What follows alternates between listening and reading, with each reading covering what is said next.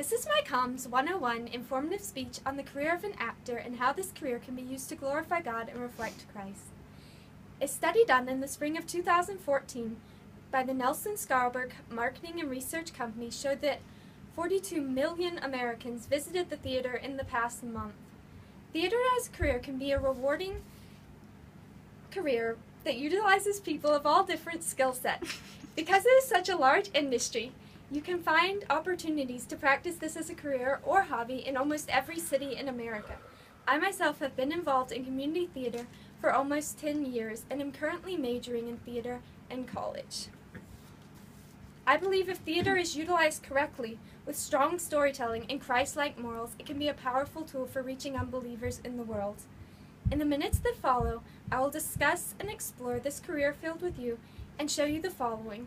First, that theater continually makes an impact on local and global communities.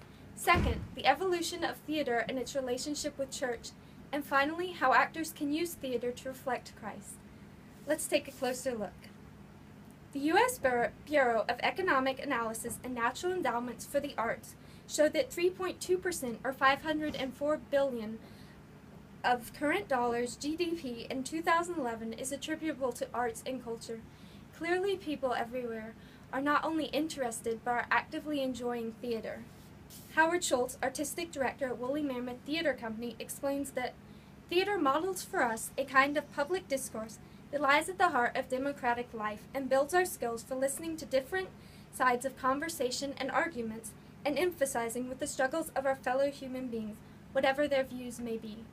Theater is so connecting with people because it shows the reality of life and is something that we all experience on a day-to-day basis, demonstrated on a new level. As stated by Ludwig Nelsen, author of The Modern Drama, an essay of interpretation, in all the ages, drama, through its portrayal of the acting and suffering spirit of man, has been more closely allied than any other act to his deeper thoughts concerning nature and destiny.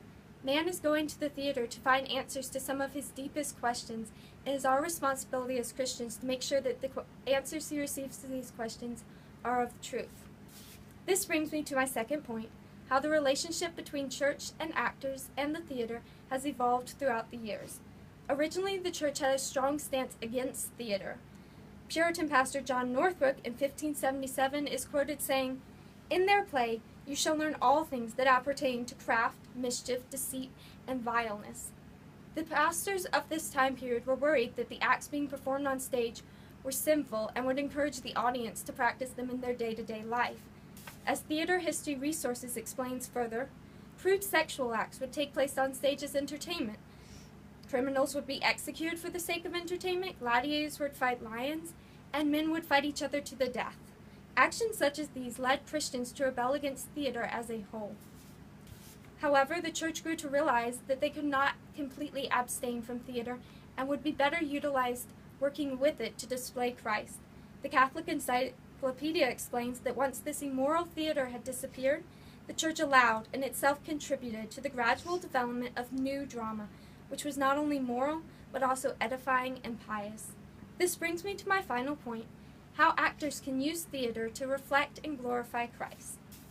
Dale Savage writes, "Theater, because of its direct contact with an audience and its imitation of real life, has tremendous power to make the imagination real.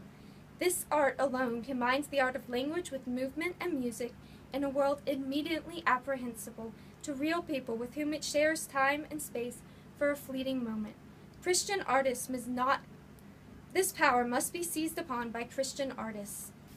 Aaron Weidsman, an actor and author, encourages Christians further to use theater as a discovery of truth and explains that as Christians, we must reflect light, but that means covering the depths of evil and goodness. In the Bible in Matthew 5, Christ says, "You are the light of the world. Let your light shine before them, that they may see your good deeds and glorify your Father in heaven." This brings me to my conclusion. As I just demonstrated, theater has a huge impact on society. Through theater, we reflect both the positive elements of God and the consequences of evil. As Christians, it is our responsibility to use theater and not allow it to fall solely under secular rule, but instead use the gifts God has given us to glorify Him. In the Middle Ages, stage names were developed because the church so strongly disagreed with theater that they would not allow Christians to receive a burial if they had practiced art on stage. Although we have come a long way since that time, there are many in the church who still believe that theater can be a sinful and secular environment and want nothing to do with it. However, rather than staying away from this part of the world, we should embrace it and use our talents to make the change we want to see in theater and use it to reflect and glorify God. Thank you.